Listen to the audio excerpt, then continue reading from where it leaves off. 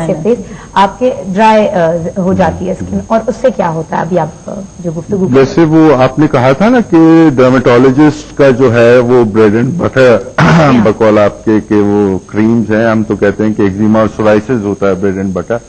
وہ بیسیکلی کیا ہوتا ہے کہ جب آپ کا اسکن ڈرائی ہوتا ہے اس میں پھر ایچنگ اور دوسری چیزیں ایسی پروڈیوس ہوتی ہیں جس سے آپ کی اگر پری ڈسپوزیشن ہے ایگزیما کی طرف یا سورائسس یا کوئی بھی زیروٹک یعنی ڈرائی ڈس آرڈرز کی طرف، زیروٹک ڈرمیٹوسس کی طرف، تو وہ انکریز ہو جاتا ہے. اب ہمارے یہاں کچھ جو اسکروپلس ڈاکٹرز نہیں ہیں اتنے، وہ کیا کرتے ہیں کہ صابن دے دیتے ہیں اور میڈیکیٹڈ سوپ دے دیتے ہیں. اب وہ نارمل سوپ ہی جیسے ڈو سوپ ہے جو آدھا تیل ہے اور آدھا سوپ، وہی کافی ڈینجرس ہوتا ہے اگر آدمی کو ڈرائنس کی تکلیف ہے. تو اگر ایک آلریڈی ڈرائنس ہے اس پہ آپ میڈیکیٹڈ یا ایون یہ جو اینٹی بیکٹیریل سوپ کے اتنے ایڈ چلتے ہیں، ٹوٹلی ان ایتھیکل یہ وہ ہے کہ اس کو آپ صاف کر دیتے ہیں، تو اس سے کیا ہوتا ہے کہ آپ کی اسکن پہ ایک نیچرل فیٹ کا کوٹ ہوتا ہے، ایک وہ نیچرلی اس کو ایک ہیلدی رکھتا ہے. تو وہ آپ کا سوپ میں جو کیمیکلز ہوتے ہیں کاسٹک وغیرہ وہ اس کو ریموو کر دیتے ہیں، جس سے ڈرائنس ہوتا ہے، جس سے ایچنگ اور پھر وہ پروگریسو ہوتا جاتا ہے. تو ایک ڈاکٹر اگر آپ کو سوپ دے رہا ہے اور ساتھ میں ایگزیما کا ٹریٹمنٹ بھی دے رہا ہے، اس کا مطلب وہ یہ چاہتا ہے کہ وہ آپ کو ہمیشہ اپنا وہ پیشنٹ بنائے رکھے، اور جب وہ اپنی بیٹی کی شادی کر رہا ہو، وہ کلائنٹ ہو، ہاں، اور پھر جب اس کی بیٹی کی شادی ہوگی تو جہیز میں دے دے گا اپنے ڈرمیٹولوجسٹ داماد کو. یہ جیسے میں آپ کو بتاؤں کہ اینٹی بیکٹیریل اس کا قصہ یہاں پر جی بار بار کہا جاتا ہے کہ یہ صابن لگائیں تو 24 گھنٹے تک جراثیم آپ کے جسم پہ نہیں آئے. ہم نے اسپیسیفکلی یہ پتا ہے کہ اسکن پہ ایسے جراثیم ہوتے ہیں جو کمینسلز کہلاتے ہیں، جو نارملی بہت ضروری ہوتے ہیں. وہ اگر نہ ہو جرمز آپ کی اسکن پہ تو پھر وہ آپ کو پرابلمز ہو جاتی ہیں.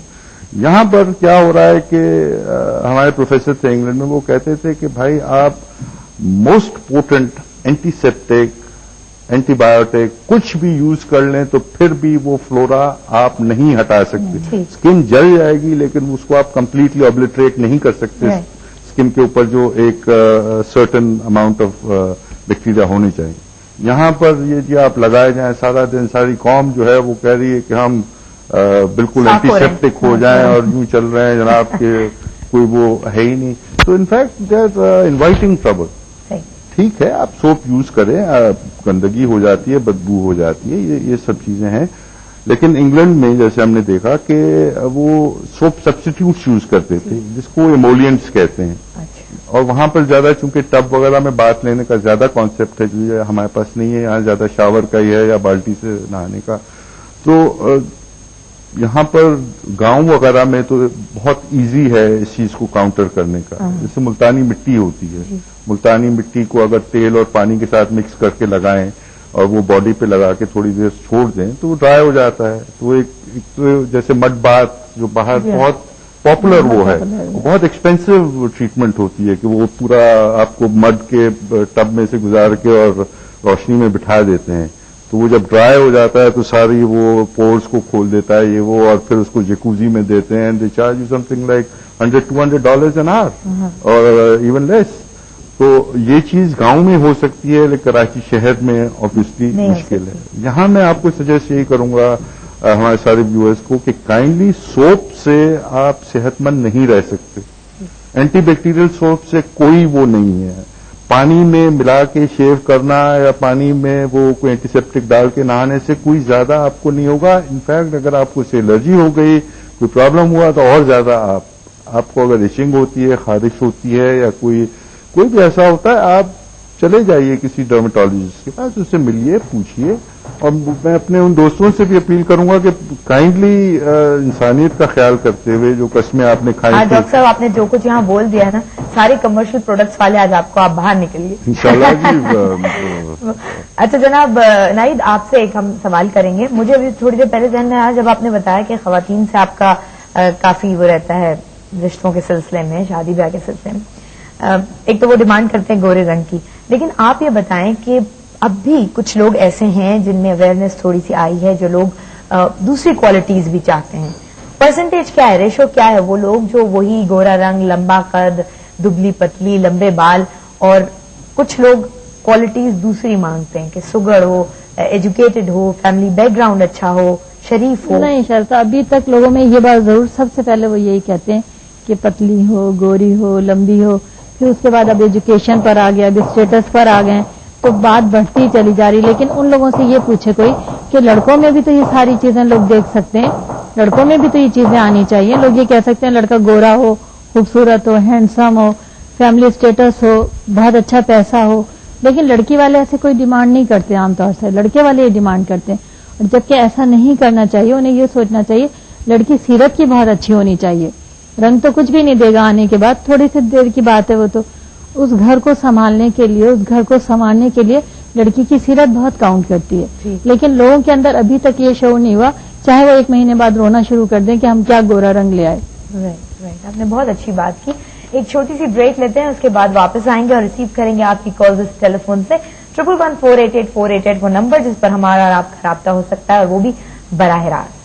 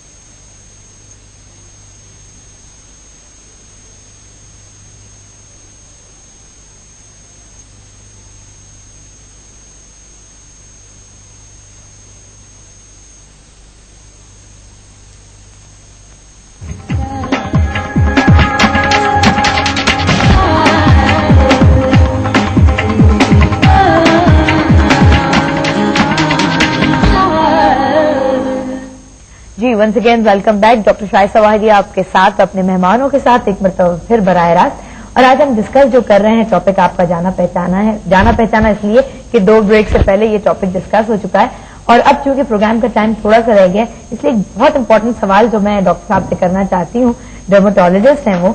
हमारे यहाँ जब कोई माँ एक्सपेक्ट करने लगती है, और तो उसको हमारी जो बड़ी बूढ़ियां होती हैं और जो दूसरे अफराद होते हैं, दूसरे लोग पूरे खानदान के और उसके फ्रेंड्स, दोस्त, अहबाब, सब ये कहने लगते हैं कि जी ये खाओ तो बच्चा जो है वो बहुत गोरा होगा। तो सब ऐसी कोई चीज मौजूद है? मेरा नहीं ख्याल कि मेडिकल साइंस इस तरफ जाती है, लेकिन आप क्या हैं एज अ डर्मेटोलॉजिस्ट? नहीं जी, अभी तक तो ऐसी कोई चीज साइंटिफिकली प्रूव नहीं हुई। बड़ी बूढ़ियों का और फोकलोर में जरूर इसका रोल है, लेकिन एनवायरनमेंट का मैं ये समझता हूँ, जैसे एक हबशी है, निग्रोइड है, वो अगर जाके ऐसी जगह रहे जैसे जहाँ हर वक्त बर्फ रहती है और धूप समय निकलती ही नहीं, तो वो भी गोरा नहीं हो जाता वहां, वो काला ही रहेगा। तो ये जेनेटिक है कि अगर वालिद और वालदा जो हैं वो डार्क थे, तो बच्चे का वाइट होना थोड़ा सस्पिशियस ही होना चाहिए। लेकिन कभी कभी ये होता है कि माँ बाप बहुत काले, बहुत डार्क कलर के, उसकी मिसाल भी मेरे पास मौजूद है। उनके 4 बच्चे वो बहुत गोरे हैं।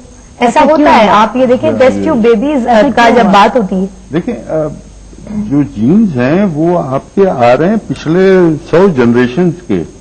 तो नहीं, लेकिन उनकी दादी भी डार्क कलर की हैं, चचा भी हैं, फुप्पी भी, सब डार्क कलर के हैं। उनके म्यूटेशन भी होते हैं जीन्स के। जीन जो है वो एक स्टैटिक चीज नहीं है। एक तो 100 जनरेशन पहले कोई गोरा था उनके उसमें, तो वो उस वक्त मैनिफेस्ट कर जाए, या कोई ऐसी उसमें इन्फेक्शन हो जाए, वायरल कोई म्यूटेशन कर दे, जिसकी वजह से एक हबशी के घर गोरा बच्चा पैदा हो सकता है। या एल्बिनोज होते हैं, वो एक एल्बिनिज्म भी एक बीमारी है। तो इस तरह से बहुत सारी चीजें, एक्सेप्शंस हमेशा होते हैं। एज ए रूल मैं बात कर रहा हूं कि मेडिकल साइंस के हिसाब से ये नहीं होता नॉर्मली, लेकिन एक्सेप्शनल तो केसेस